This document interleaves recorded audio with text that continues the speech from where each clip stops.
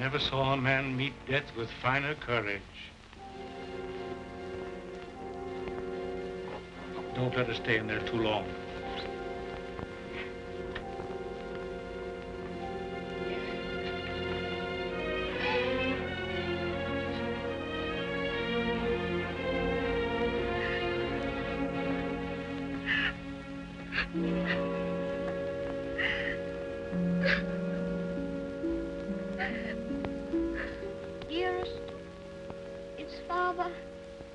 Is Father well now?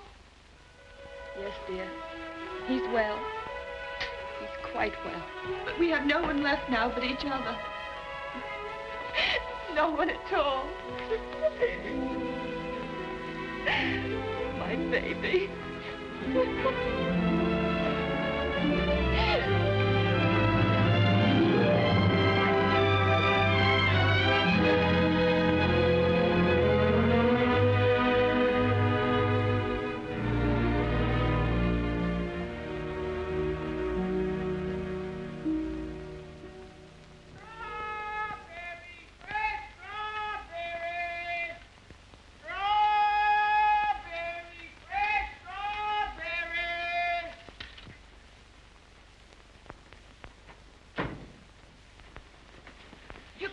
Mary, won't he? Ach, the darling. To think of him getting the like of that for his birthday. Sure, he'll be the happiest boy in all Brooklyn till he falls off of it. Yeah.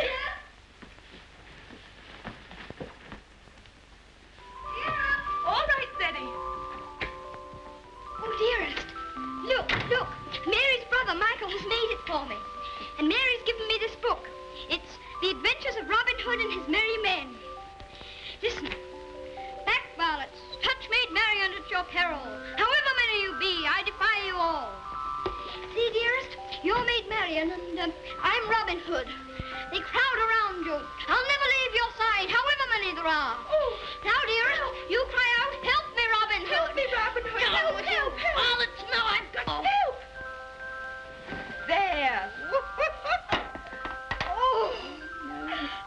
Isn't that? You like it? Oh, my.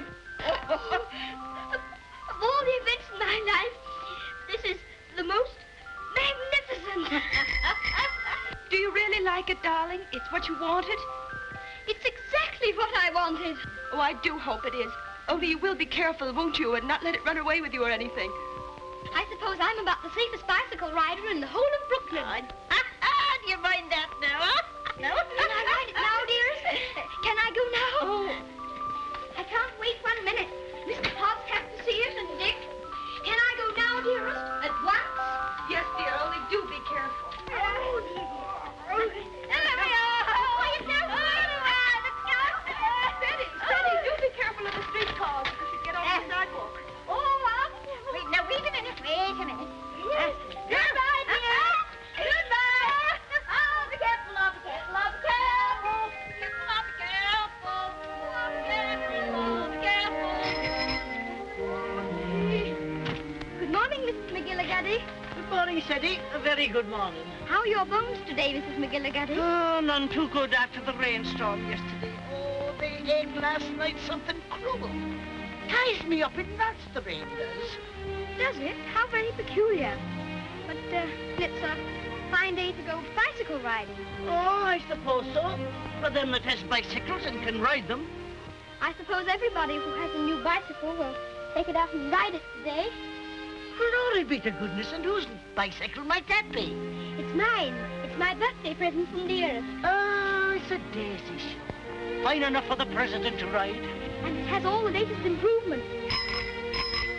Oh, sure, it sounds like the bells of St. Patrick. Sure, it's the luckiest boy in the world, child. Well, I'll have to be going. Oh, I nearly forgot. Please choose my apple now, Mrs. McGillicuddy. But would you mind keeping it for me until I get back? Sure.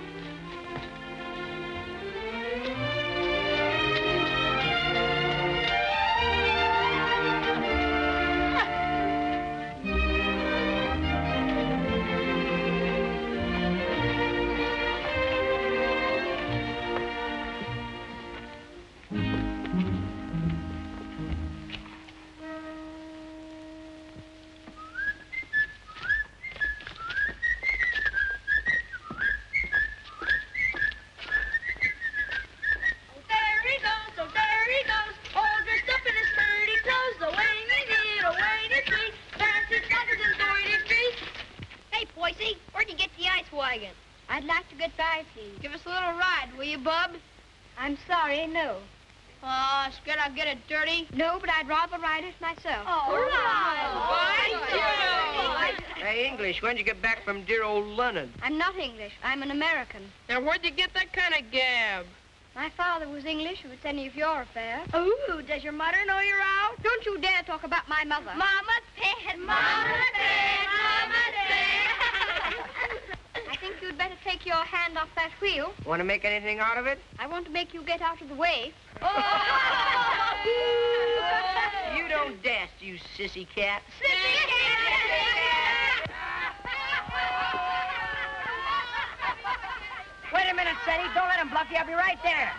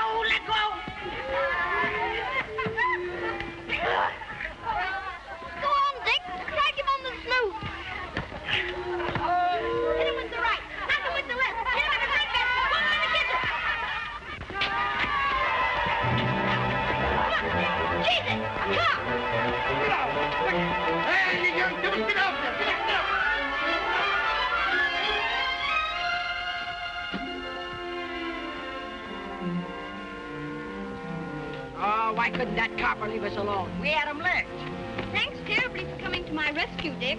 Oh, Nix, that makes us even for me giving you the mumps. They didn't even scratch it. Gee willikers, where'd you swipe that? The Earls gave it to me. Isn't it magnificent? It's a lollapalooza. I want you to be the very first person to ride on it. Oh, thanks.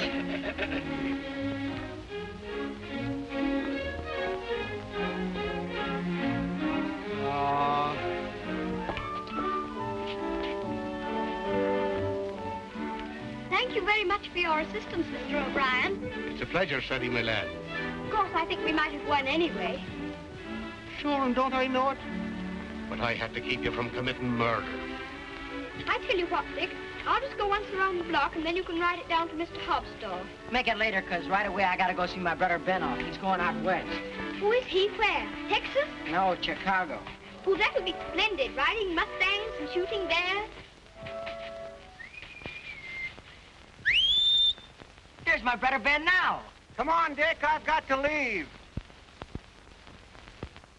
Well, come on down to Mr. Hobbs' store as quickly as you can.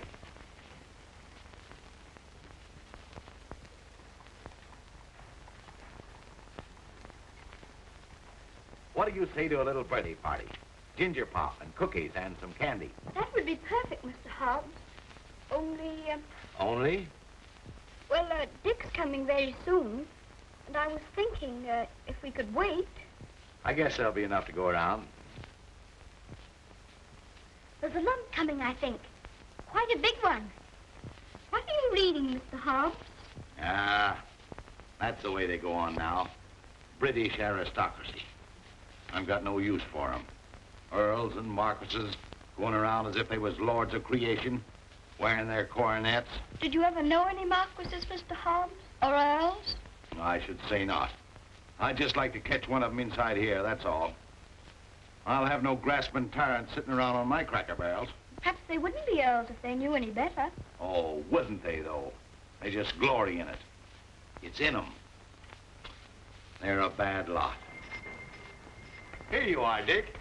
Just in time for Ceddie's birthday feast. Gee, Manetti, ginger pop and everything. Here's to your health, Ceddie.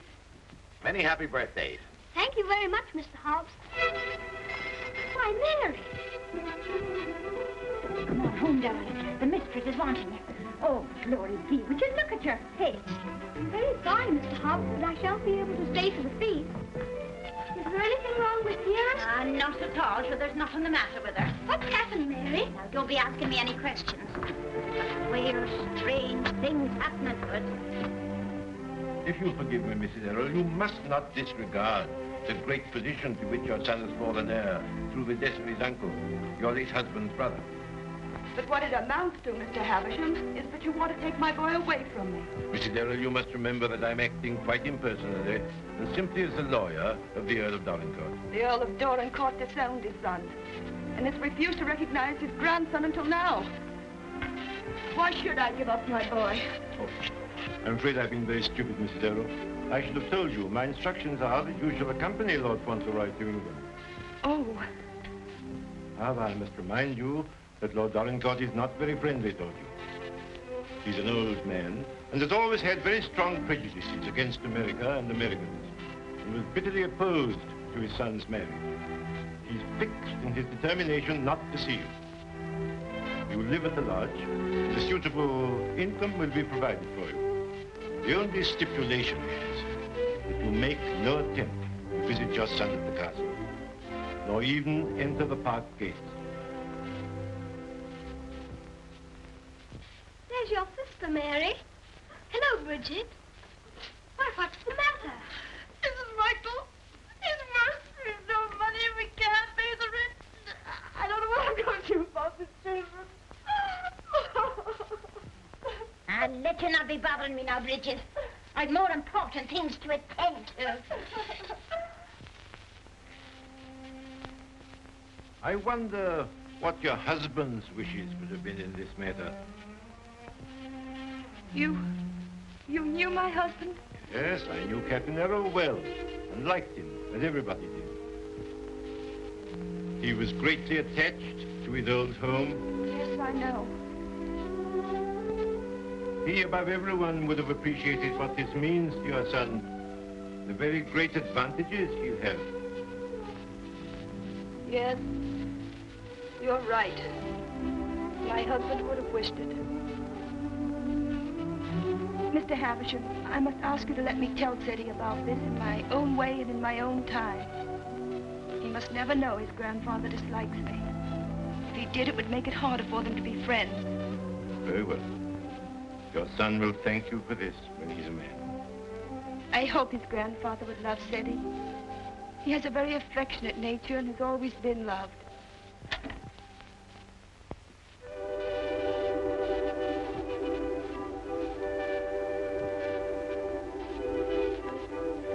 This is Mr. Havisham, dear, whom your grandfather has sent to see us, all the way from England. How do you do, sir? So this is little Lord Fauntleroy.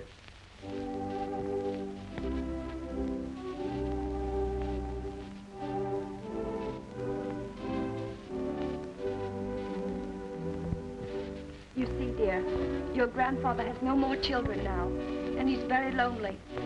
So he wants us to go and live with him in England. Because he's an earl, and you are his heir, you will have a new name, Lord Fauntleroy. And someday you will be the Earl of Dorincourt. Oh, dearest, do I have to be an earl? None of the boys are earls. Can't I not be one? I'm afraid it can't be helped, dear. Just think, dear. Soon we'll be starting for England. Do we have to go to England, dearest? I'd much rather not. Oh, what will Mr. Hobbs say?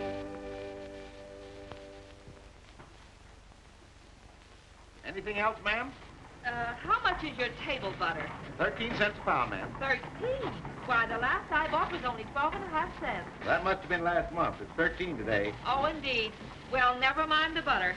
Heavens and earth, if prices go any higher, we'll all starve to death. Nay. Good day, ma'am. Hello, Ceddie. What's the matter? Mr. Hobbs, do you remember what we were talking about yesterday morning? It seems to me we was talking about England. Yes, and earls, don't you remember? Oh, yes. We did touch 'em up a little. That's all. You said you wouldn't have them sitting around on your cracker barrels. So I did. And I meant it, too. Just let 'em try it, that's all. Mr. Hobbs, one is sitting on this barrel now.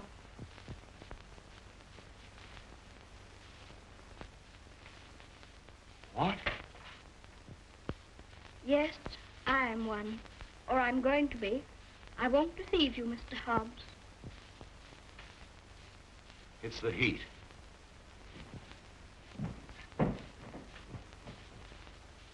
It is a hot day. How do you feel? Got any pain? Thank you, I'm all right. I'm sorry to say it's true, Mr. Hobbs. Mr. Havisham, he's a lawyer, came all the way from England to tell us about it. My grandfather sent him. Who is your grandfather? I couldn't very easily remember it, so I wrote it down.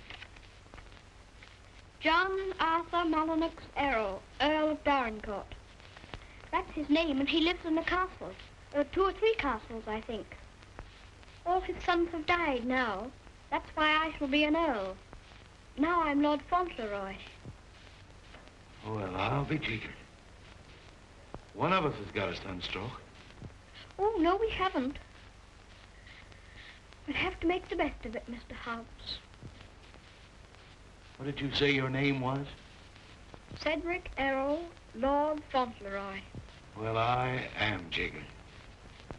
Well, you always did talk more English than American. You think there's no getting out of it? I'm afraid not, Mr. Hobbs. Dearest says that Father would wish me to do it. But if I have to be an earl, I can try to be a good one. I'm not going to be a tyrant, Mr. Hobbs. And if there's ever to be another war with America, I shall try and stop it.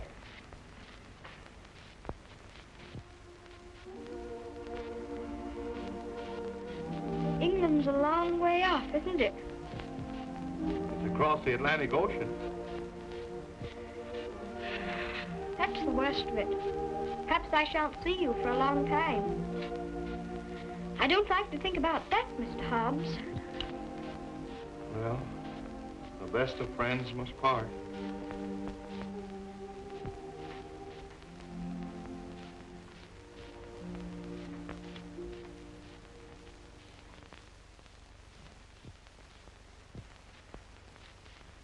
I'm afraid, Mr. Havisham, our American food must seem very strange to you. A little, ma'am. I find that muffins are biscuits and biscuits are cookies. But the cooking's excellent. And after all, it's the company that makes a meal exquisite, not the food. Thank you, Mr. Havisham. When you're an earl, you'll give splendid dinners in one of the most beautiful castles in England. Do you know, I'm not sure I know exactly what an earl is. And I think if anybody's going to be one, he ought to know, don't you?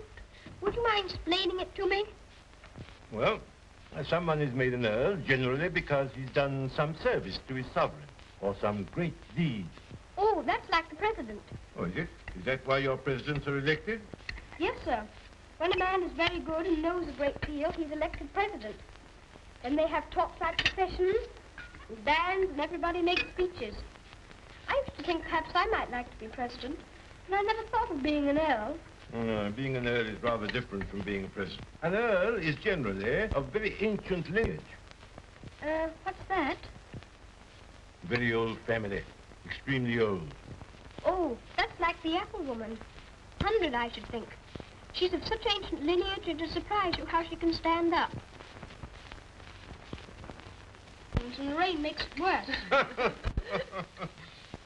The first Earl of Dorincourt was created an earl hundreds of years ago. Well, well, that was a long time ago, wasn't it, dear? Many earls have been very brave men and have fought in great battles. I should like to do that myself. My father was a soldier and a very brave man, as brave as George Washington. I'm glad earls are brave. That's a great fountain.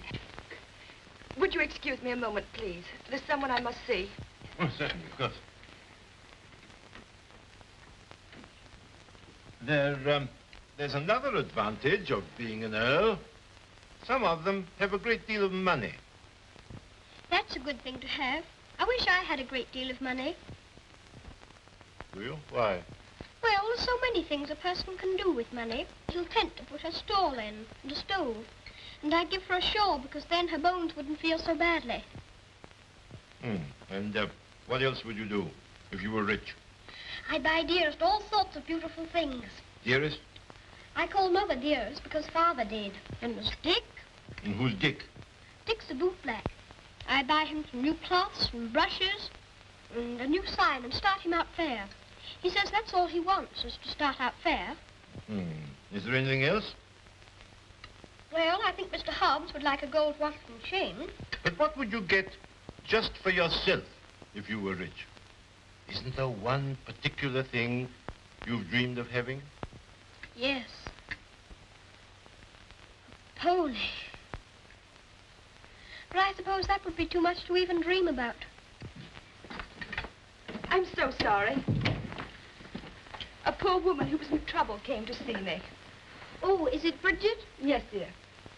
I wish we could do something for her. She has 6 children, and her husband is out of work. He has inflammatory rheumatism, and that's the kind of rheumatism that's dreadful. Before I left Dorincourt Castle, the Earl said that if you expressed any wishes, I was to gratify them and give you anything you desired. Now, here are £5. In your money, $25. If you have any desire to assist this poor woman, I'm sure your grandfather would wish it. Can I have it now? Can I give it to her this minute? May I be excused, please, dearest? Yes, Ceddie. Bridget! Bridget, wait a minute. Here's the money. My grandfather gave it to me. It's for you. That's a great deal of money, Mr. Havisham. We've never had very much. I'm just beginning to realize the great power Ceddie will have. Such a child still. I'm a little afraid. I think from what I've seen of him, that you have nothing to fear. Oh, I hope not. He mustn't be spoiled by all these wonderful changes.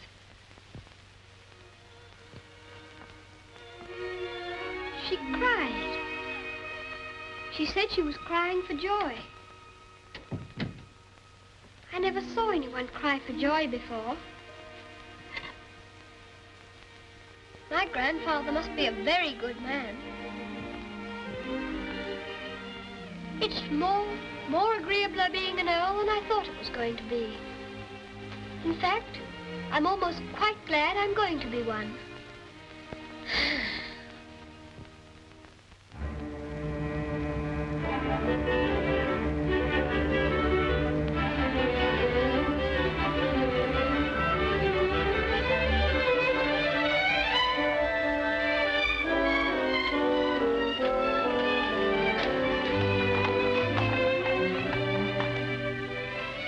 We always liked that little house, didn't we, dearest? We always will like it. Yes, darling. Yes.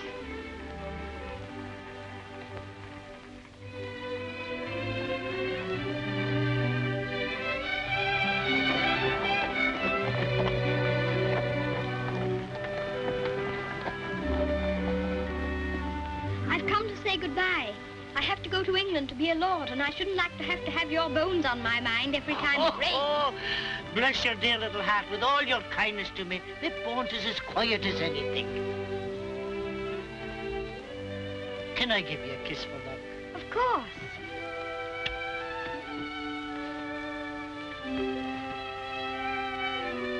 Here's an apple to eat on the boat.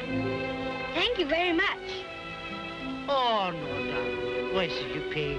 As my late husband used to say, this one's on the house. Thank you again. Well, goodbye. Goodbye, darling.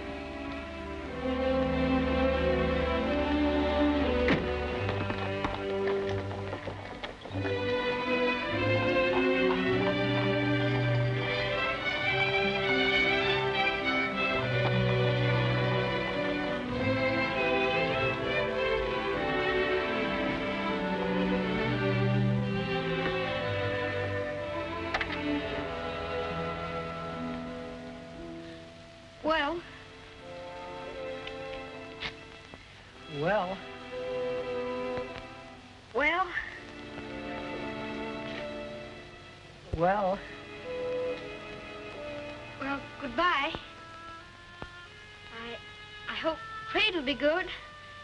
Gee, if trade gets any better, I'll be rolling around in diamonds and pearls. That would be splendid, wouldn't it? I hope you have every sort of luck and happiness. Thanks, same to you, and I hope you think about us sometime when you're way over there, as they say, on foreign soil. I'll think about you all the time, and I'll write to you, and you must write to me. Here's where you send your letter. Gee, I wish you wasn't going away. Thanks, mister, for all the swell things you've done for him. He certainly deserves it. He's a game little kid. Gee, I almost forgot. Yeah, I bought this for you. It's a handkerchief. You can use it when you get among them swells. Oh, Dick, it's beautiful. It's extraordinary. I'll use it always. Thank you, Dick. Thank you very much. Well, goodbye. Well, goodbye.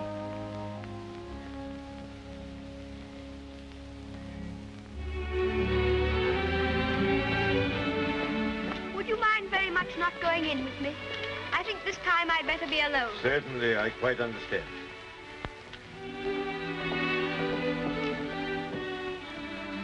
This is for you, Mr. Hobbs.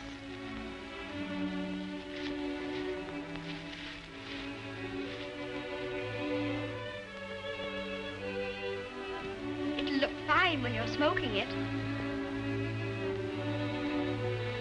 Why, Ceddie, that's just what I wanted for a long time. This is my real present, Mr. Hobbs.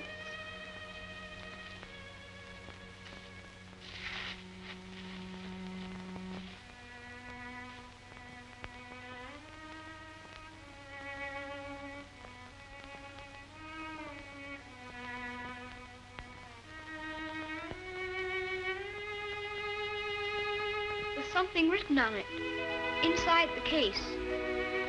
I told the man what to say. You read it.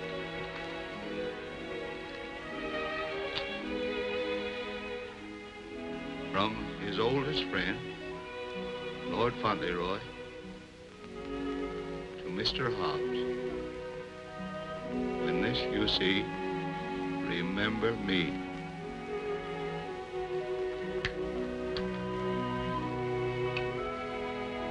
When this you see, remember me. I don't want you to forget me. Oh, I won't forget you. Don't you go and forget me when you go over there amongst those British aristocracy. I shouldn't forget you, whoever I was among. I hope you'll come to see me. Perhaps my grandfather will write and invite you. You wouldn't mind him being an earl, would you? I mean, you wouldn't stay away just because he was one. Oh, I'll come and see you.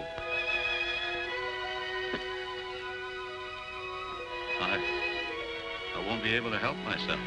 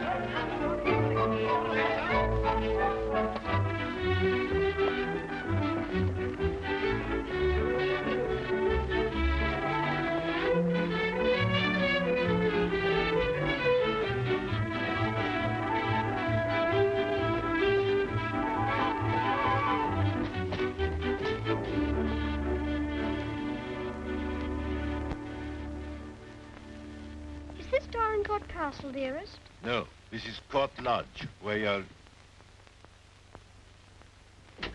Here's Mary. We had a splendid time in London, Mary. I'm so glad you came before us, Mary. We don't feel so strange finding you here to welcome us. I sure it is the great happiness I wish you, ma'am, in your lovely new home. This is Mrs. Baines, the cook, ma'am, and that's Susan, the parlour maid. I'm sure we'll do everything, ma'am, to make you comfortable. Oh, I'm sure you will.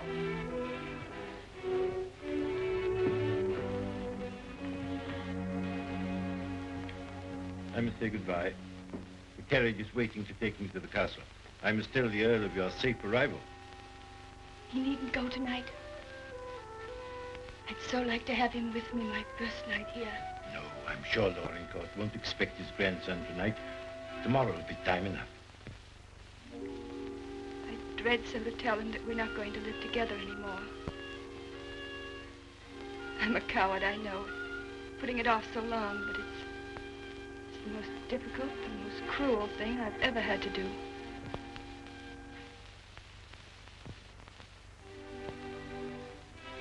I wish you'd tell his lordship, please, that I'd rather not have the money. You mean the income he wishes to settle on? I have a little money of my own. It's quite enough to live simply on. I must accept the house, of course, because that makes it possible for me to be near Ceddie. I'm grateful to him for that, but... He'll be very angry. He won't understand it at all. I think he will understand. He must understand that I can't accept money from a man who hates me so much that he's separating me from my boy. I'll deliver your message.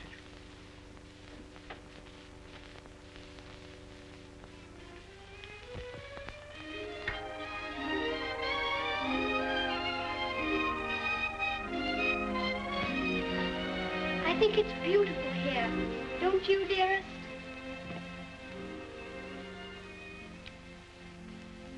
Ceddie, darling, there's something I must tell you. You're not going to understand it, I know. But I want you to believe me, as you always have, when I tell you it's for the best. Tomorrow, Mr. Havisham will take you to your grandfather, and you will live with him at the castle. But I shall not go with you. This pretty house will be my home, and Mary will be here to look after me. But, dearest, you don't mean... You can't mean that we're not going to be together, just as we've always been. Oh, no, I can't. I couldn't. I won't. I won't. Ceddie, you must be brave and sensible. If there are some things you can't understand now, you'll understand them later. It's best for you to live there. There are good reasons why it is. You mean you want me to go away from you? Of course not, darling. But now you're growing older, and we must trust, help one another without asking any questions. You know, Ceddie, your grandfather loves you, wants you to love him. He's so kind, he wants you to be happy, to make other people happy. But, dearest, I can't be happy without you. But you won't be without me all the time. I'm not far from the castle here. You'll run in and see me every day. You'll love the castle. There'll always be something new and interesting to tell me.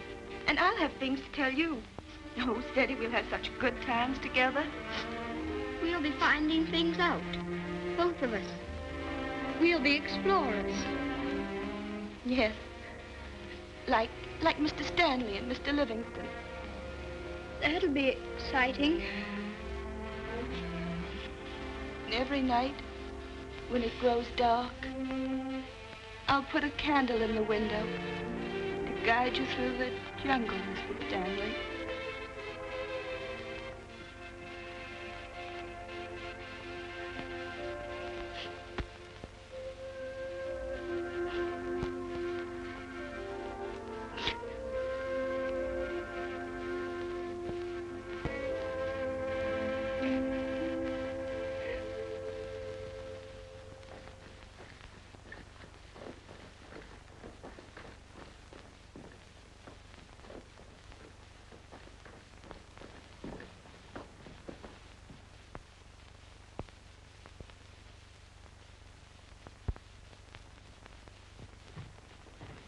Ah, Newick. How's his lordship? Oh, he's in a rare mood this evening, he is.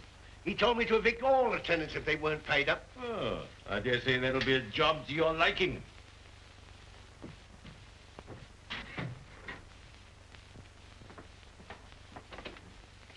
Oh, sir. Ah, Purvis. Glad to see you again. I'm very glad to see you, sir. Oh, idiot! Do what you're told. Read what's ordered. Gout. Oh, yes, sir. These last few weeks have been the worst I've ever known, sir. I'm surrounded by a lot of incompetent nincompoos. Shut the door, you blockhead! I can't stand him no longer, Mr. Purvis. He's too much for any man. Cursing and swearing and calling people out the names like he does. And it ain't just today, it's every day. Thomas, you brought in the 63 port. He prefers the 51. Oh, I to know he didn't say. Fetch the other bottle. What business you got drinking port anyway in these conditions? I can't feed and house every lady lout in the parish, and I won't. You and your poor. I've had enough of them. But, my lord. Mr. Mordaunt is with him, sir. I said all I had to say, and now I say good night. Good day, my lord. Good day. beg your How do you do, Mr. Havisham? Mr. Mordaunt. Mr. Havisham, my lord.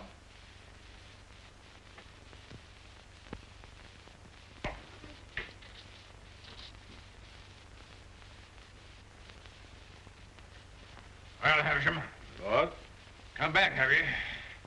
Put that cushion right for me, will you? I careful.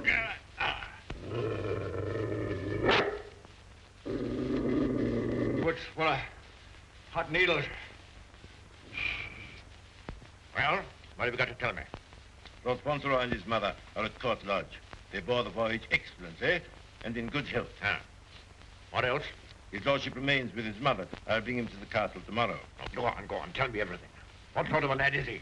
Never mind about the mother. What sort of a lad is he, I say? It's rather difficult to judge the character of a child of 9. A fool, huh? Clumsy cub. I don't know much about children, but I thought him rather a fine lad. Healthy, well grown, eh? Apparently healthy, quite well grown. Straight limbed, well enough to look at. Rather handsome, my lord, as boys go. Huh. Although I'm scarcely a judge. I dare say you'll find him a little different from most English children. Oh, no doubt of that. American children are the most impudent and worst brought up in the world. I've heard that often enough. In his case, I would hardly call it impudence. The difference is, I think, that he's lived more with older people than with children. And I should call it a mixture of maturity and childishness. Exactly. Beastly, impudent, bad manners. That's what it is. I have a message to deliver from Mrs. Earl. I want none of her messages. The less I hear of her, the better. But this is rather an important one. She prefers not to accept the income you propose to settle on her. What's that? What do you say? She says it's not necessary. That is, the relations between you are not friendly. Not friendly? I should say they were not friendly. Mercenary, sharp-voiced American. Lord, you could hardly call her mercenary. She's asked for nothing. Ah, all done for effect. She thinks she can wheedle me into seeing her. Thinks I shall admire her spirit, but I don't. She shall have the money sent to her whether she likes it or not. She won't spend it. I don't care whether she spends it. She shall have it sent to her. She shan't tell people that she's got to live as a pauper because I'm doing nothing for her. Huh?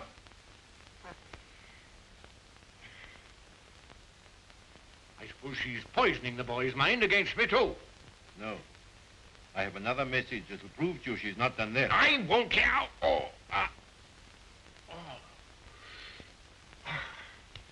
She asks you not to let Lord Fauntleroy hear anything that might lead him to understand that you're separating him from her because of your prejudice against her. She says he wouldn't comprehend it. That it might make him fear you in some measure, or at least cause him to feel less affection for you. She wants there to be no shadow on your first meeting. Come now, Havisham, come now. You don't mean the mother hasn't told him? Not a word, my lord. Nothing has been said to the boy to give him the slightest doubt of your perfection. She's prepared to believe you the most amiable and affectionate of grandparents. In fact, he already regards you as a wonder of generosity.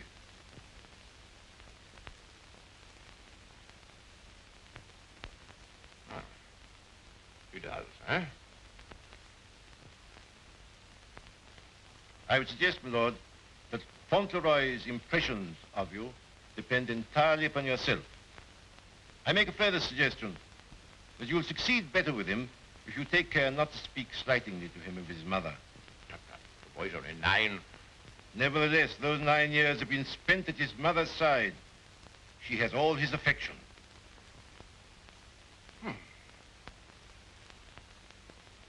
So he thinks me generous, eh?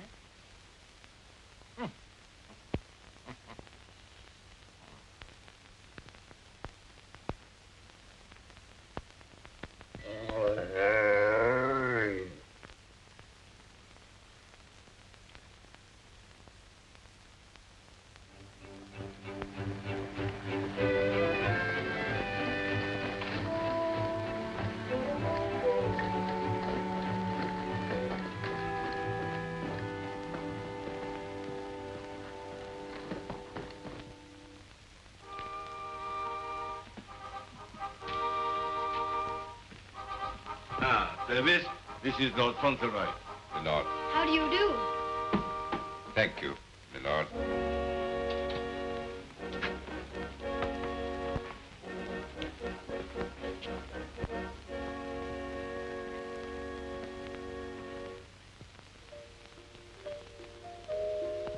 My lord.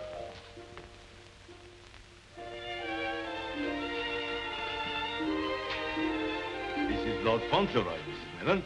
Lord Fauntleroy, this is Mrs. Mellon, the housekeeper. How do you do, ma'am?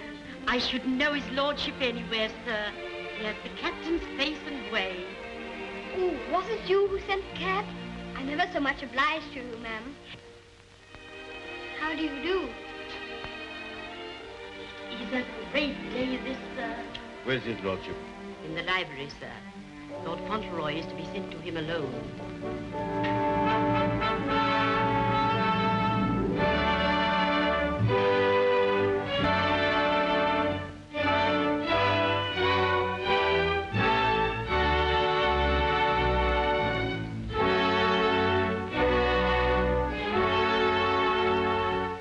Lord Fauntleroy, my lord.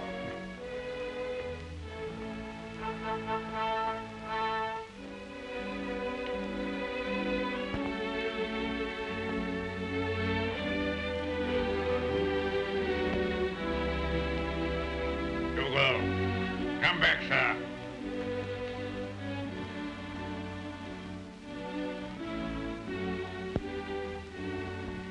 How do you do, sir?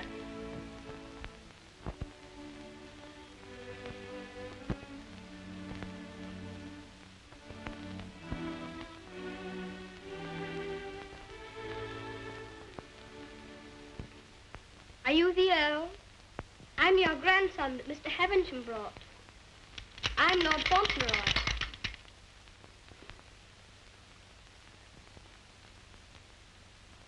I hope you are quite well.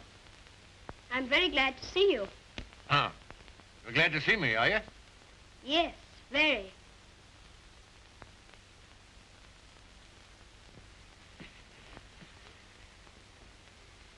I kept wondering what you would look like if you'd be anything like my father. Oh, and am I?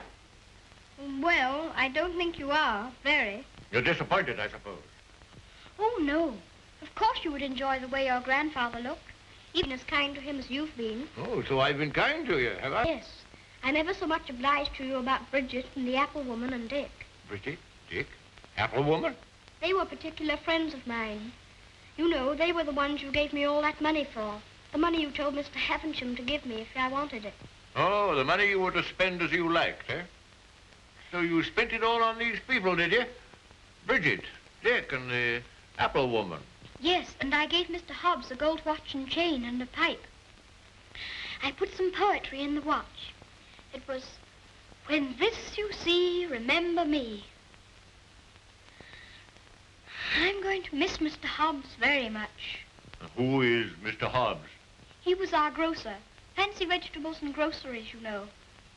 He's my closest friend. Mr. Hobbs is a very clever man. Do you know he can recite the Declaration of Independence right through? Oh. What's the matter?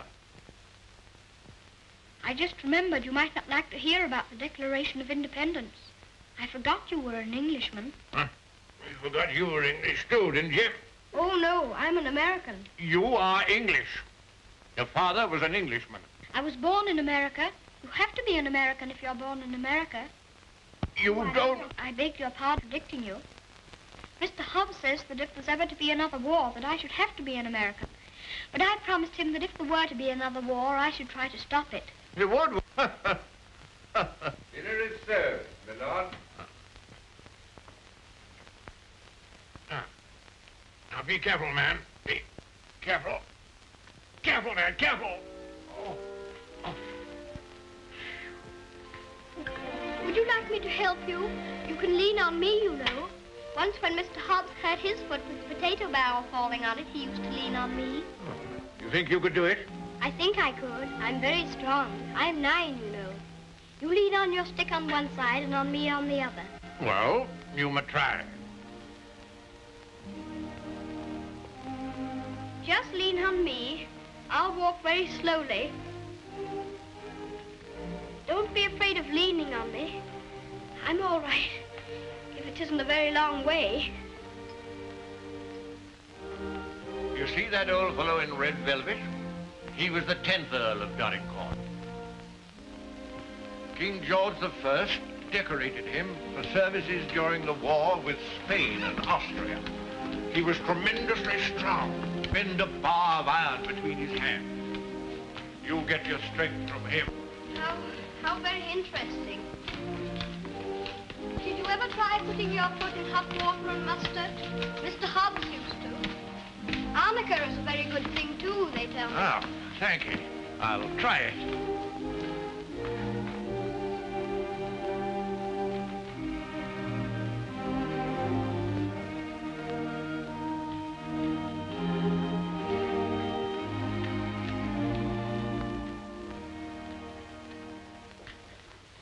It is warm, isn't it?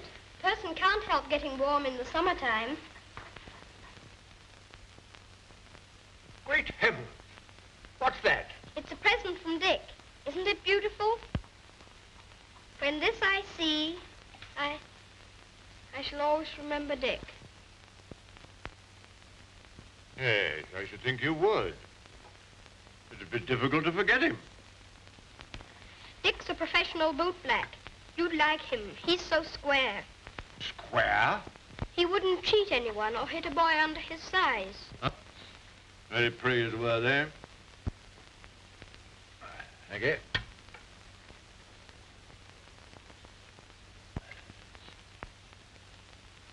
What's the matter? Don't you like your soup? Oh, yes. I was just wondering. Wondering? Wondering what? You don't wear your coronet all the time, then? No. It doesn't become me. Mr. Hobbs said you wore it all the time. But after he thought it over, he said he thought you must take it off sometimes to put your hat on.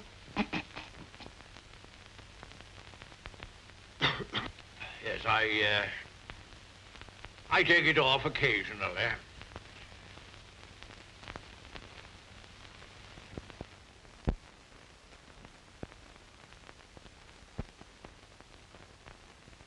You must be very proud of your house. I never saw anything so beautiful. But it's a very big house for just 2 people to live in, isn't it? Oh? You think it's too large? Well, I was only thinking that if 2 people lived in it who are not very good companions, they might get a little lonely sometimes. Hanky, do you think I shall make a good companion? Yes, I think you will. I think you should be almost as interesting as Mr. Hobbs. Huh. Mr. Hobbs and I were very great friends. He was the best friend I had, except...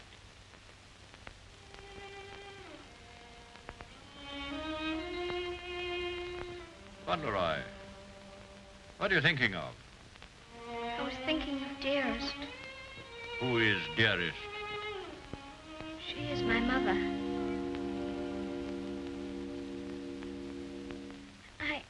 I think I'd better get up and walk up and down.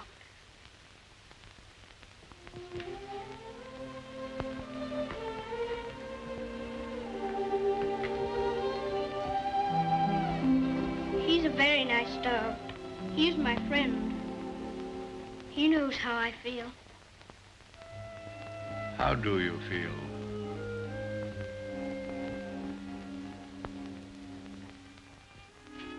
Come here.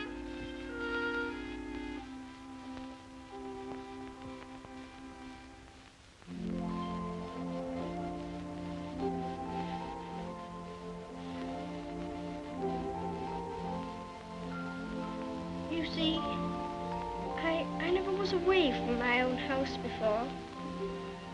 It makes a person feel a strange feeling when he has to stay all night in another person's castle instead of his own house. But Dearest is not very far away from me. She told me to remember that. And after all, I'm 9, you know. And I can look at the picture she gave me. Look, you press the spring and it opens, and there she is.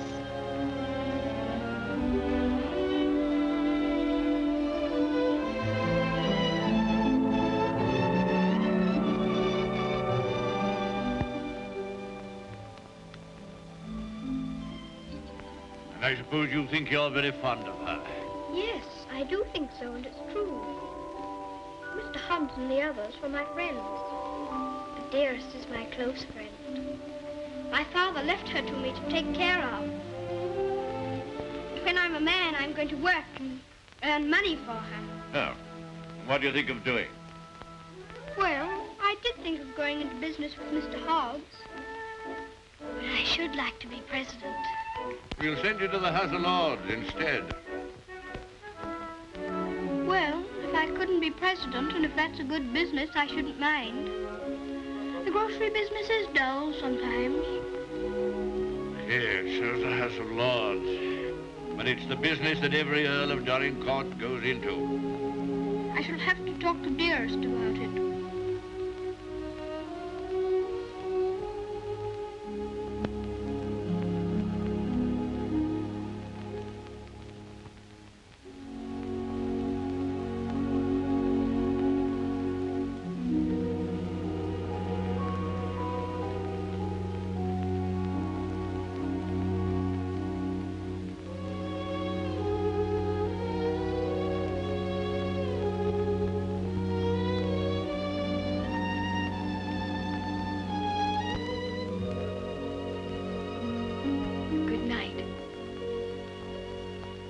Keep you all the night.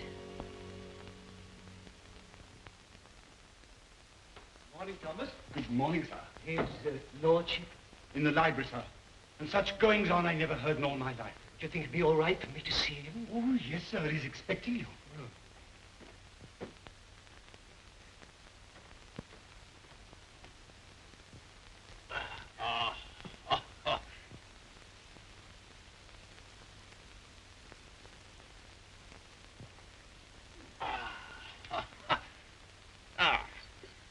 Morning, Mordaunt. Found a new employment, you see. Any good at marbles, Mordaunt? My muscles are a little stiff, my lord, but I'll see what I can do. Oh, pity about that. I'd forgotten about your age.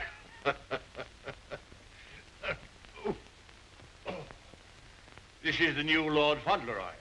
Fauntleroy, this is Mr. Mordaunt, rector of the parish. I'm very glad to make your acquaintance, sir. I'm delighted to make your acquaintance, Lord Fauntleroy. Well, what is it this morning, Mordaunt? Who's in trouble now? It's one of your tenants, my lord. Higgins of Edgefarm. York has told him that if he doesn't pay the rent, he must leave the place. He's a bad tenant. Always behind, York tells me. He's devoted to his wife and children. If the farm is taken from him, they may literally starve. That's like Michael. Huh? I forgot we had a philanthropist here. Come here.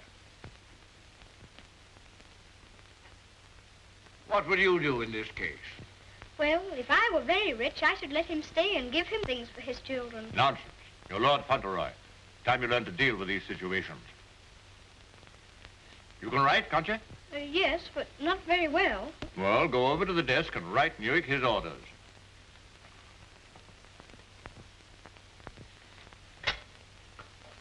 Now, what must I say? You must say, Higgins is not to be interfered with for the present.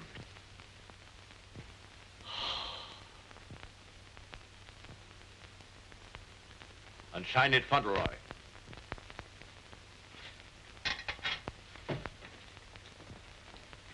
Do you think it will do?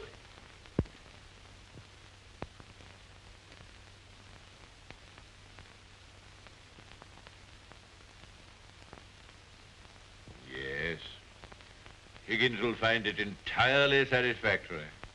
Mr. Hobbs always signed his letters that way, and I thought I'd better say please. Is that exactly the right way to spell interfered? Well, it's not exactly the way it's spelled in the dictionary, but... I was afraid of that. Yes, Higgins won't complain of the spelling. I think you must be the best person in the whole world. Don't you, Mr. Mordaunt? I shall write and tell Mr. Hobbs. Oh, and what'll you tell him? I shall tell him I think you're the kindest man I ever heard of, and that you're always thinking of other people and making them happy, and that I hope when I grow up I shall be just like you. Just like me. There you are, Morden. Take that with you. I will indeed. This is good news. Thank you, my lord. Oh, don't thank me. Thank Fauntleroy. Thank you. Goodbye, sir. Goodbye.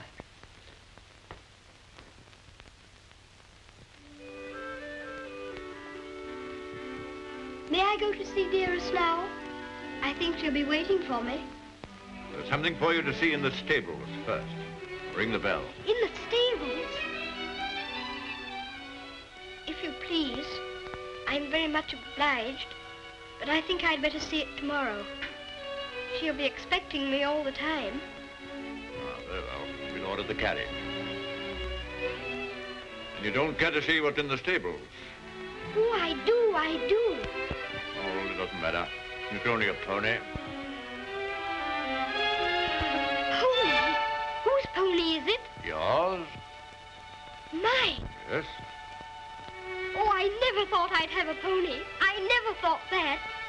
How glad Dearest will be. You give me everything, don't you? Wouldn't you like to see it? Of course I want to see it. I want to see it so much I can hardly wait. But I'm afraid there isn't time. You must see your mother this afternoon. You can't put it off till tomorrow? Why, she's been thinking about me all the morning, and I've been thinking about her. Oh, you have you? I'll ring the bell.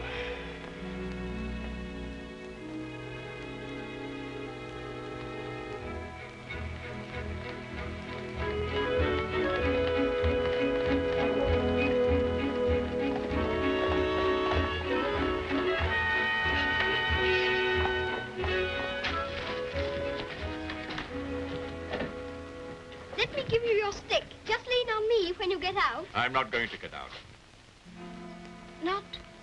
Not to see Dearest? Dearest will excuse me. Go and tell her that not even your new pony would keep you away.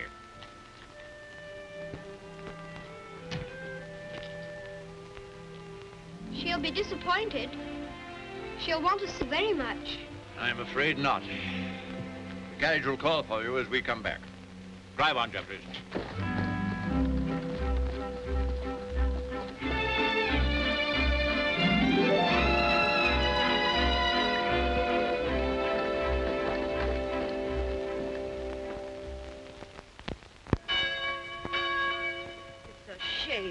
Wanted from his own mother. Cook at Court Lodge was telling Sarah she'd never have worked for a sweeter lady, Mrs. Errol. The letter was written by the little gentleman his own self, signed with his name too.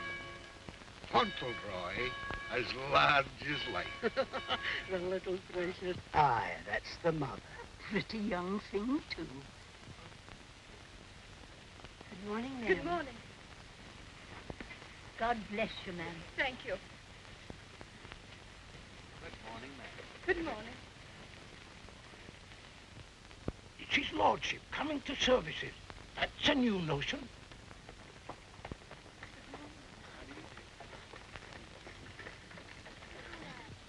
say even his gout's improving.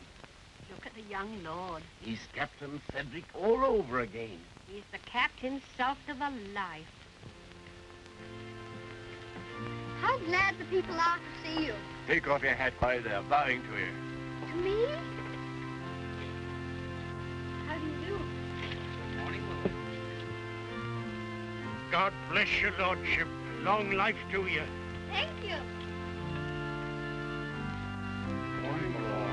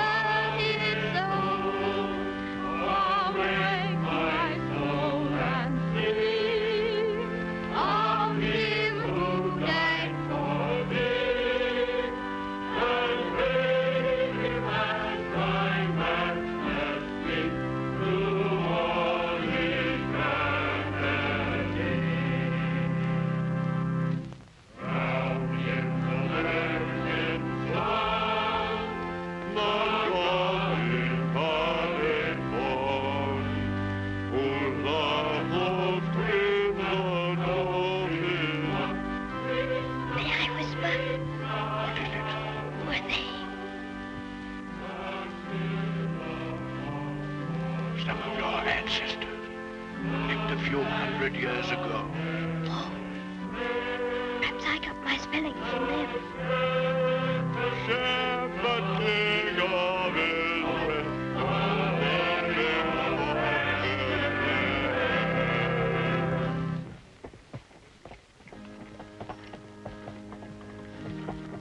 Well, Higgins?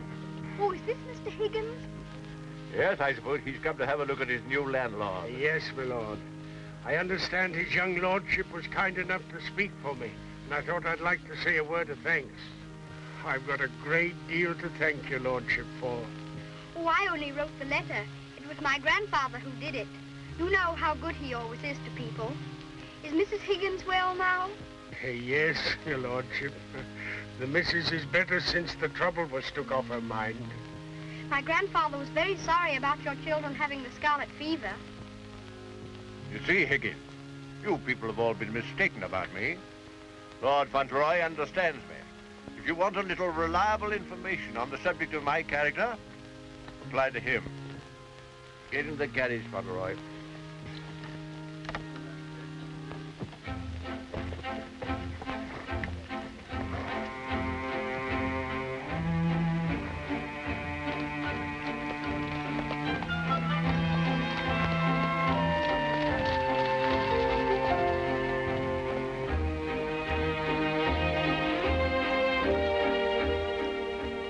Your mother very much? Yes, sir. I miss her all the time. You don't miss her, do you? I don't know her. I know, and that's what makes me wonder. She told me not to ask any questions, and I won't, but... See her almost every day, don't you? Isn't that enough? We used to see each other all the time. And we could tell each other things without waiting. Well, don't you ever forget about her? No, sir, never. I shouldn't forget about you, you know. If I didn't live with you, I should think about you. All the more.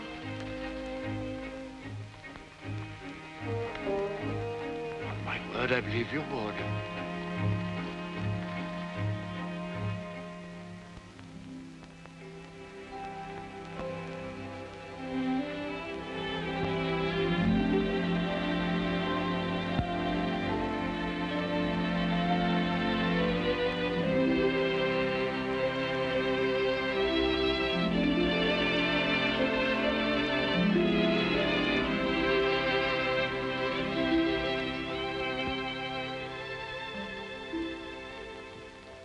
is such a good Earl, he reminds me of you.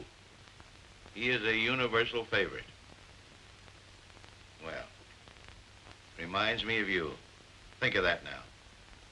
He's known this Earl only a little while, and we was lifetime acquaintances. I don't know as I want him to be reminded of me by this Earl. They've been using influence on him, I bet you. You're right. They got twisty ways, those aristocrats. They'd wheedle their little finger around your heart as soon as look at you. All for their own purposes, mind. It's a pity they're making an oil out of him. Yeah. He would have been a shining light in the grocery business. A shining light. Do you know any particulars about that stuff, like castles and oils? No, not much. Except they're haughty and mean. Sure as a Jim Dandy letter he wrote. Almost as good as seeing him. Only it ain't, of course. Oh, he was a plum daisy of a kid. I bet you sometimes he wishes he was back here. I do. You lonely? Oh, not so bad. Where you living now? Oh, me and two other fellas, we got a room in a lodging house. The other two fellas, they get drunk and fighting, but it's cheap. Oh, that's no sort of a place for a lad like you to be living. Now, look here. I got a clean, dry loft over my stable, and there's an old bed you can have. Why don't you come here and stay? Won't cost you a cent. Gee, do you mean that, Mr. Hobbs? Well, certainly I do. Yahoo! Gee, Mr. Hobbs, talking about oils, you ain't no oil, you're a prince. Oh, sure.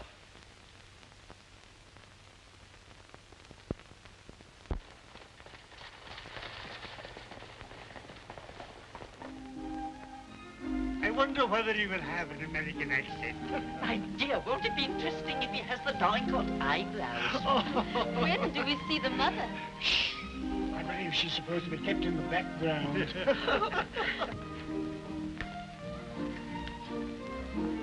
Well, Molyneux, is this the boy? Yes, Constantia, this is the boy. Fauntleroy, this is your great aunt, Lady Lorridale. How do you do, great aunt? How do you do, young man? You're like your father. I loved him more than most people in this wicked world. Oh, did you know my father? Know him? Of course I do. Oh, then you must meet Dearest.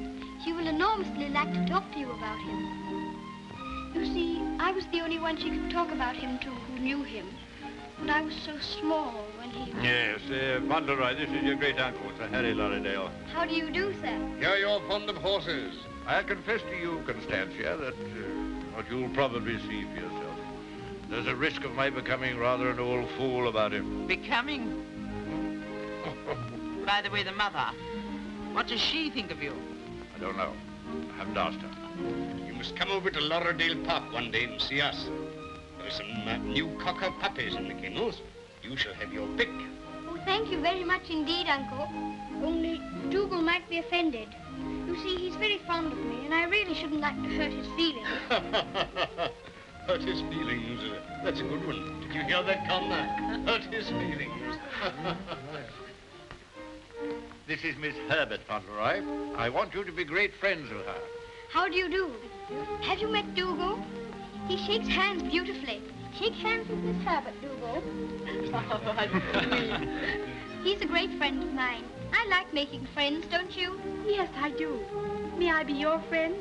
And Dougal. Oh, yes, if you please. Okay, lumbago, Fortescue. Better, I hope. Thanks. Much better.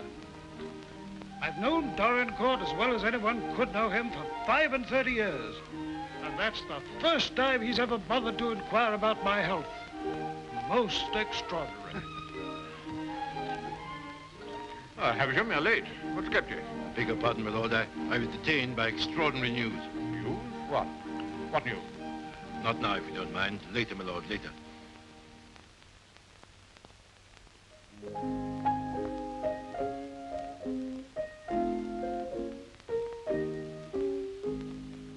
The young May moon is beaming, love.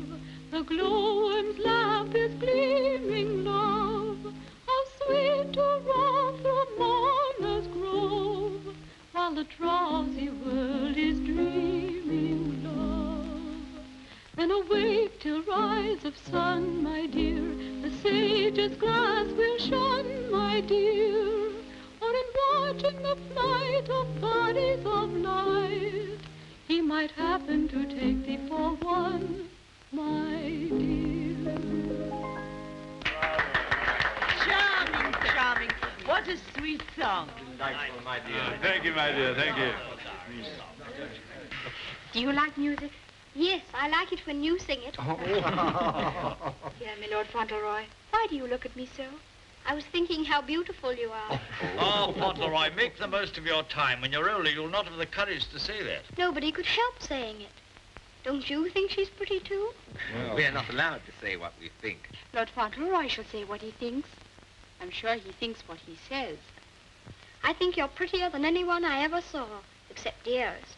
I think she is the prettiest person in the world. I'm sure she is. And I must tell her how kind you've been to me. I never was at a party before, and I've enjoyed myself so much. Oh, I beg your pardon.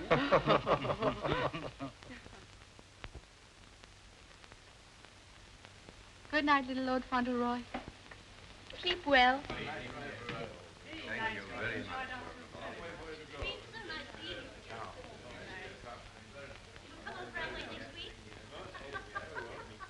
Good night. So glad you came.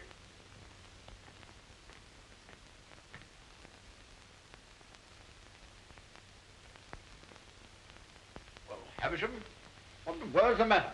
Something serious must have happened to make you behave like this. What is it? It's bad news. The very worst of news, my lord. I'm sorry I have to be the bearer of it. Why do you look at the boy so? You hang over him like a bird of ill omen. Has it anything to do with Fauntleroy? My lord, I waste no words. My news has everything to do with him. If we're to believe it, it's not Lord Fauntleroy who lies asleep before us, but only the son of Captain Earl. The present Lord Fauntleroy is the son of your boy Bevis, and at this moment is in a lodging house in London. What do you mean? You're mad. It's a lie. An abominable lie. If it's a lie, it's painfully like the truth. A woman came to my chambers this morning and told me that she married your son Bevis in London 11 years ago. She showed me the marriage certificate. The child was born shortly after Bevis deserted her and was taken by her to America. Oh, the woman's obviously an imposter. It's a trumped-up fraud. I'm afraid not, my lord. I saw the boy's birth certificate. She's, I'm afraid, a very ignorant person. But she's consulted a lawyer who advises her that her son is, of course, Lord Fauntleroy and the rightful heir. She demands that his claim be immediately acknowledged. I'll protest this to the last. I'll disown Bevis's boy. I'll have nothing to do with him or his mother. You can't disown him, my lord. Nothing we can do can keep the eldest son's child from his inheritance.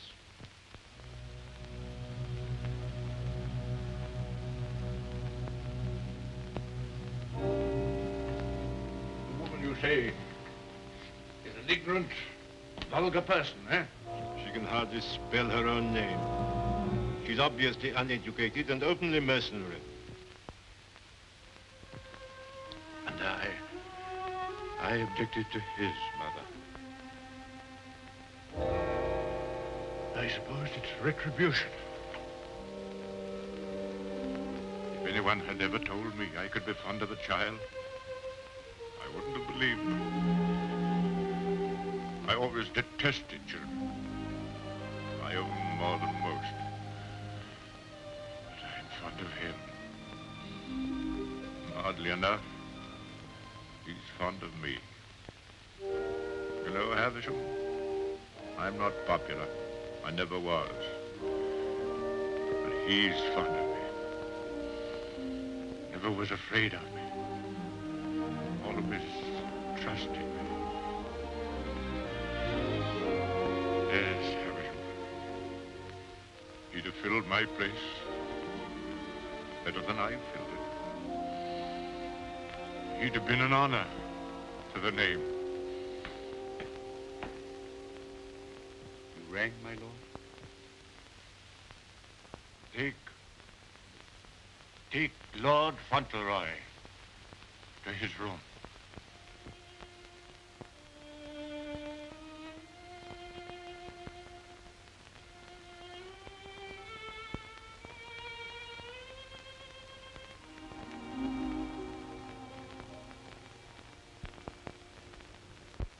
What a pity.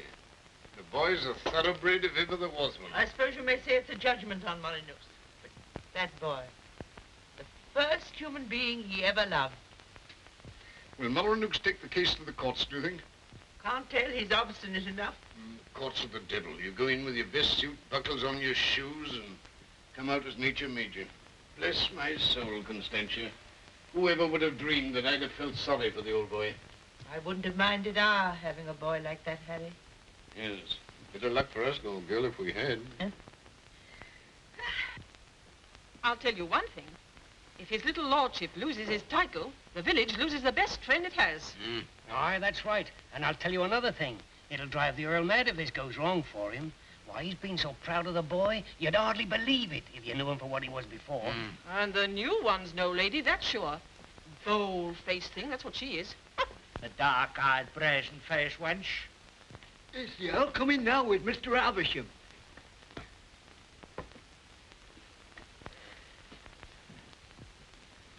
You've someone here calling herself Lady Fauntleroy. I want to see her. Aye, come the ways, my lord. This way, my lord.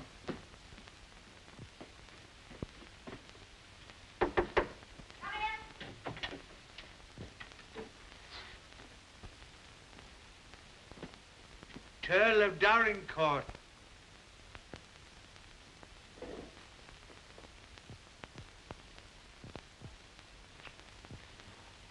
Pleased to meet you, I'm sure, my lord.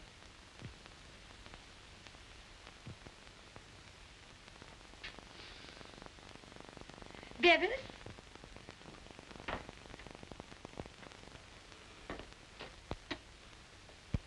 Go shake hands with your grandpa.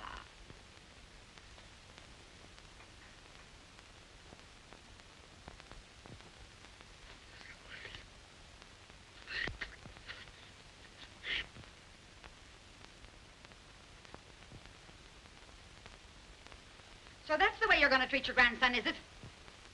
Ah, you needn't try to look so fierce about it. He's your grandson, all right. Yes, my lord. We have proof of the young gentleman's birth.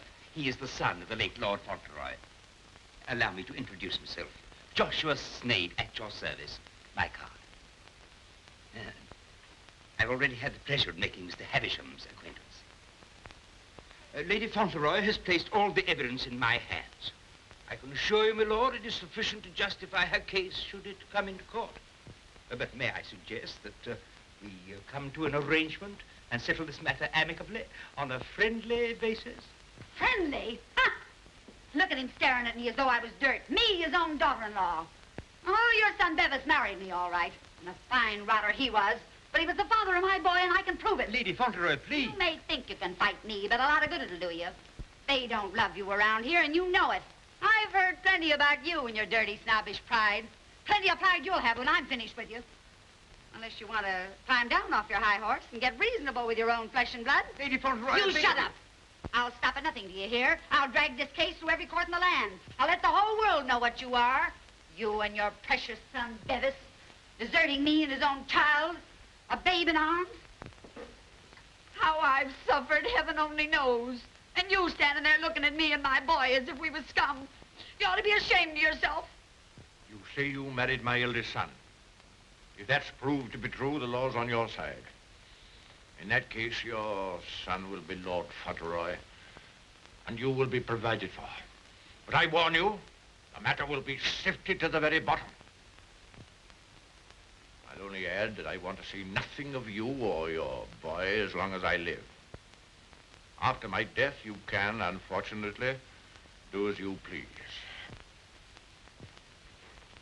Yes, you're exactly the kind of person that I should have expected my son, Bevis, to choose.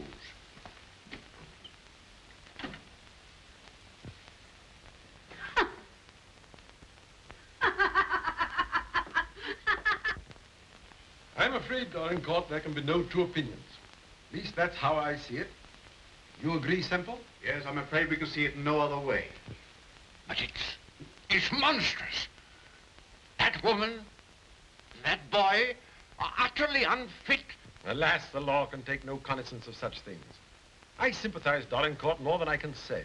Sympathize? What's the use of that? If we take it to the courts, you think there can be only one result? I'm afraid so. The birth certificate, everything we have, point the same way. If you take it to court, you'll have the expense and the notoriety, and only, I fear, one possible result. Perhaps the boy won't turn out so badly as you fear. Perhaps you can do something with him. That boy? That oaf?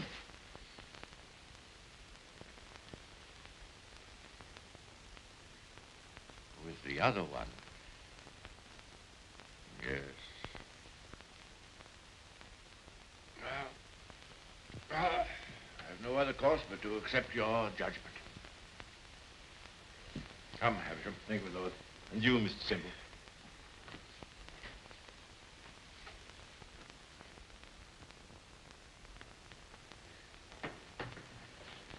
It's the Earl, ma'am.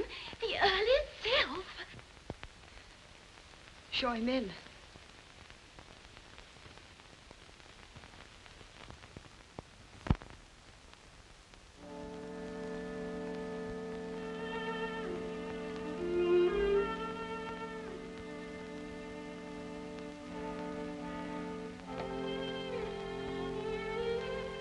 Mrs. Errol, I believe?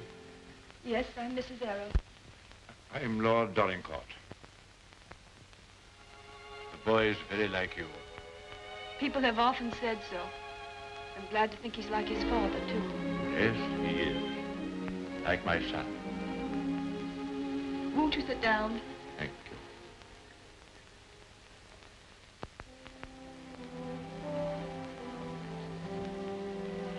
I've come to tell you that I've had the very best, the highest legal opinion. I'm sorry. This outrageous woman and her child. Perhaps she cares for him as much as I care for Ceddie, my lord. Her son is Lord Fauntleroy. Mine is not. Yes, I'm afraid you're right. Perhaps you would have preferred that Ceddie should not be the Earl of Dorincourt. It's a very magnificent thing to be the Earl of Dorincourt, my lord. I know that. But all I care about is that Ceddie should be what his father was. Brave, just, and kind, always. A striking contrast to what his grandfather is, eh? I haven't had the pleasure of knowing his grandfather. I know my little boy believes you. I know that Ceddie loves you. Would he have loved me if you told him why I didn't receive you at the castle? No. Honestly, I think not. That's why I didn't wish him to know. Well, there are very few women who wouldn't have told him. Yes, Ceddie is fond of me. And I'm fond of him. I can't say that I was ever fond of anyone before. But he pleased me from the first. I'm an old man. I was tired of my life. But he's given me something to live for. More than that. More than that. I'm proud of him. I was satisfied to think that one day he'd be taking my place as head of the family. I'm miserable. Miserable.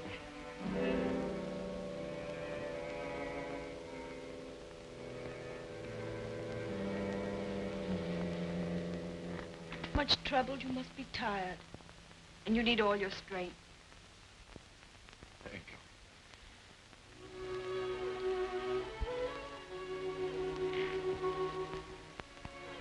Perhaps it's because I'm miserable that I've come to you. I used to hate you. I've been jealous of you. This wretched, disgraceful business has changed all that. After seeing this repulsive woman who... Well, I felt it'd be a relief to come to you. I'm an obstinate old fool, I suppose. I know I've treated you badly. But I've come to you because the boy cares for you. And because I care for him.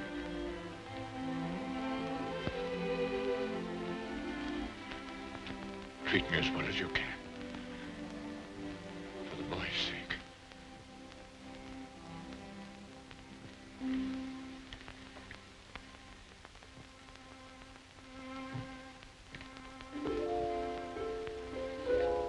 Whatever happens, he shall be provided for. Ceddie shall be taken care of now and in the future. Always. Thank you. You like the house? Oh, very much. It's a cheerful room. May I come back again and talk this matter over? As often as you wish.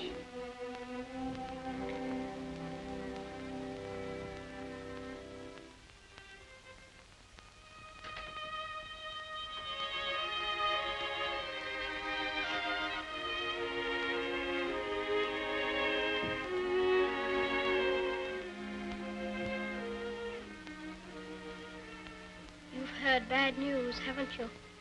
Yes. The worst. And I'm not Lord Fauntleroy anymore, am I?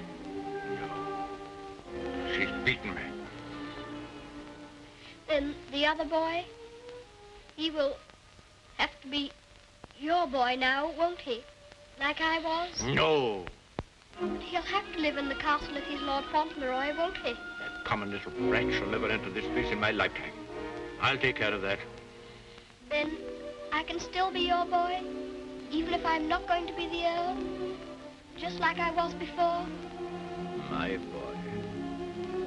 Yes, you'll be my boy as long as I live. And by Jove, sometimes I think you're the only boy I've ever had. Then I don't care about the Earl part at all. I thought, you see, that the one that was going to be the Earl had to be your boy. That I couldn't be. I shall never take anything from you that I can hold for you. Come what may, you shall have all that I can give. All. And dearest, will her house be taken away from her? No. You can take nothing from her. Nothing from either of you. Come. Time you were asleep.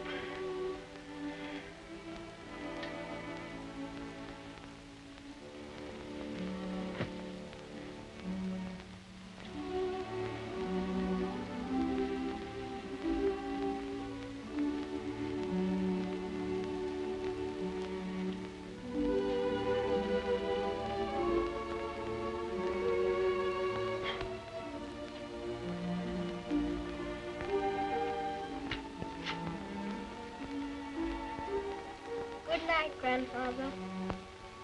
Good night, my boy.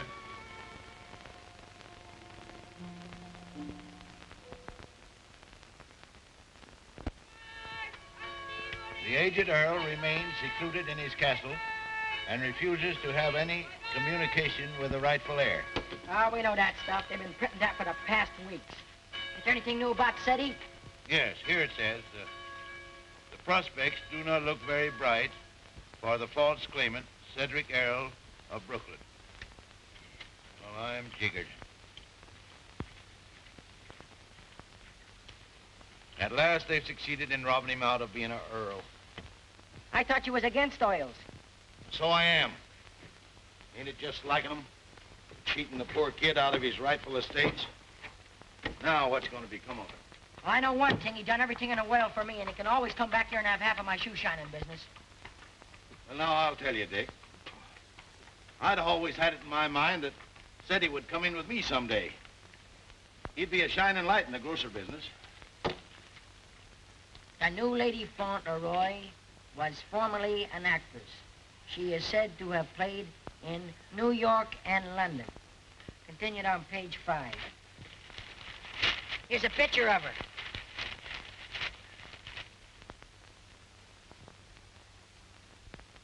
Holy mackerel. What's the matter?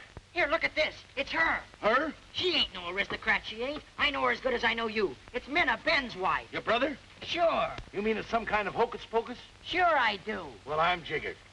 She was married before, but I never heard of her having no other kid but Ben's kid. You mean the one Ben went out to Chicago to look for? Sure. Maybe she had another kid in England. Maybe she did and maybe she didn't. We'd ought to do something about this. You're dead right we oughta. But we gotta get the proper advice. Gee, I wished I knew Alderman Murphy. I know Alderman Murphy. You do? Yeah, come along. Let's go right now. Them Earls, they've always had a spite against us Americans ever since the Revolution. What a place. What a hole.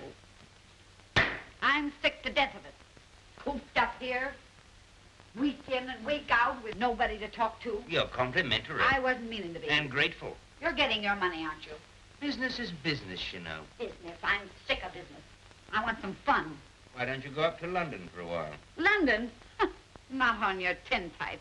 Nothing but please that old devil up at the castle better than to see me clear out. Well, I'll stay here in this rotten country pub. You've lived in worse places in your time, I've no doubt. That's none of your business.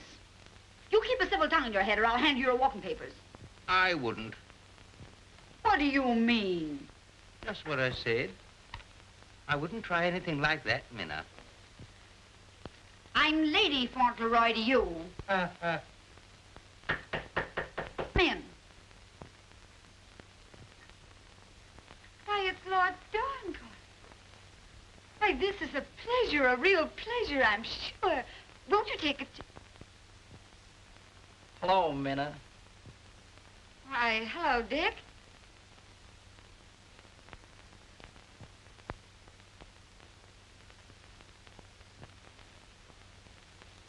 Hi, Ben. What are you doing here? Where have you been all this time? You know her? Funny if he didn't, seeing as how he was my second husband. Where is the child? What child? You know what child, our boy Tom. Oh, Ben. But you know, you must have heard. Someone must have told you. Told me what? It was pneumonia. Only 3 days and he was gone. It broke my heart. I meant to write you, but I didn't know where you were. If that's true, who is this boy you've got with you? That's none of your business, Ben Tipton. Can I see him? No, you can't. Tell us, please, why Mr. Tipton should not see your boy. Oh, hello, Uncle Dick. Well, I'll be jiggered. You shut up! You're a dirty pair, you are. Coming all this way to spy on me, trying to do me hurt. I'll have the law on you for the way you're hounding me. You... Silence! Come here, Tom.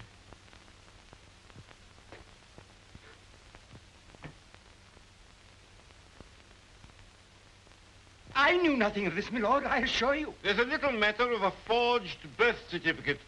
But I swear to you... Oh, never mind, Havisham. I've had enough of this. Too much. The sooner the pair of you are out of this country, the better. Come on, Havisham. You'll be sorry for this, you will. It's prosecution, that's what it is. It's robbery.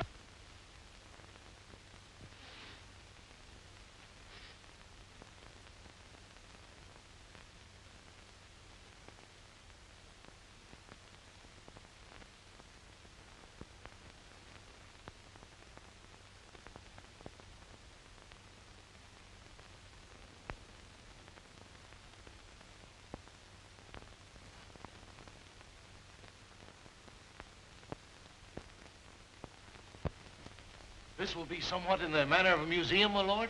Well, not exactly a museum, Mr. Hobbs. They're portraits of my ancestors. Your ancestors? All of them? I'll be jiggered. Your great-uncle, he must have had a family. Did he raise them all? I mean that they were earlier distinguished members of the family.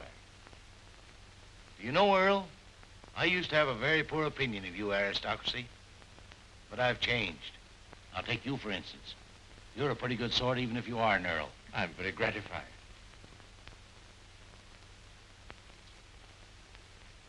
A bit gay, wasn't he? Yes, that's why I have the gout, Mr. Hobbs. Oh. And they was all Earls. And Ceddie's going to be one. And own all this. And he'll be worthy of it, Mr. Hobbs. Sure he will. All these Earls. You know, I wouldn't have minded being one myself.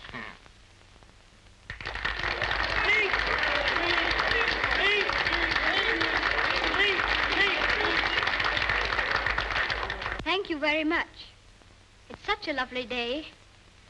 I always like having birthdays, but never one so much as this because you're all so kind to me. My grandfather wants everybody to be happy and comfortable, and I'll want it too when I'm grown up. I think that's all because I'm not very good at making speeches, but I must say that I'm very much obliged to you for liking my birthday. Ripping little nipper. Ain't he a daisy? I'll bet you boys elect him king someday. I didn't know the little fella could talk so good. Why, he makes a better speech than Alderman Murphy. By Jove. Well, I'll be jiggered. And I've another birthday present for you. Another one besides all the things this morning? Yes, the best of them all. Oh, dearest!